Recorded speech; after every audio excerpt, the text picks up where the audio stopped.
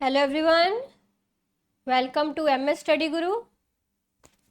Okay, so let's see कि अगर आपको एग्जाम में फ्रैक्शंस वाले क्वेश्चंस आ जाएं यूजीसी नेट पेपर 1 में, तो आपको इजी वे में उनको कैसे सॉल्व करना है।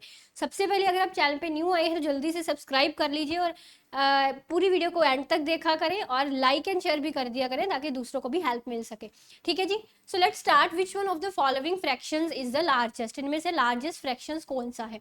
तो अगर एक तो तरीका है कि आप इनको डिवाइड करके देख लें। ठीक है, डिवाइड करके पॉइंट में आंसर आएगा तो उससे भी आपको पता लग जाएगा, बट उससे टाइम आपका ज्यादा कंज्यूम होगा। तो इजी तरीका क्या है कि आप इनके डिनोमिनेटर्स को सेम कर लें।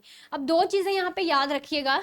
अगर तो डिनोमिनेटर सेम होंगे, डिनोमिनेटर सेम होंगे तो जिसका न्यूमिनेटर बड़ा है, ठीक है, वो फ्रैक्शन बड़ा होगा।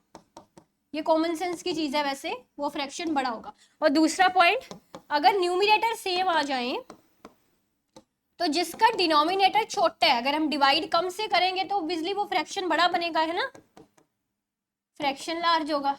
तो ये चीज एक याद रखिएगा, अगर डिनोमिनेटर सेम है, न्यूमिनेटर लार्ज है तो वो फ्रैक्शन बड़ा है। अगर न्यूमिनेटर सेम है तो डिनोमिनेटर स्मॉल है तो वो फ्रैक्शन बड़ा है। ठीक है, सो ये दो रूल आपको याद रखने हैं। ठीक है, if numerator large fraction large, numerator denominator small then fraction large. But ये रूल सिर्फ उस केस में अप्लाई होता है जब अगर डिनोमिनेटर सेम है उस केस में, एंड अगर न्यूमिनेटर सेम है उस केस में।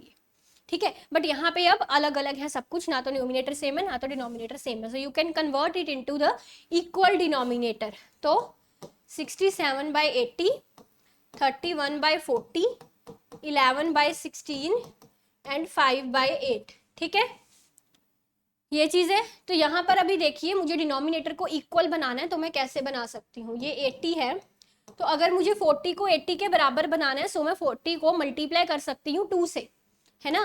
तो फिर अकेला 42 से मल्टीप्लाई नहीं होगा, मुझे 31 को भी 2 से पूरे फ्रैक्शन को मल्टीप्लाई करना पड़ेगा, इस तरह से। क्लियर? अब मुझे 16 को 80 के बराबर बनाना है तो मैं 16 को किससे, 5 से मल्टीप्लाई करूंगी, है ना। 16 को अगर 5 से मल्टीप्लाई करेंगे तो 80 आ जाएगा ना। सो इसी तरह से 16 को 5 किया, बट पूरे फ्रैक्शन को करना है तो 11 को भी 5 से करूंगी मैं।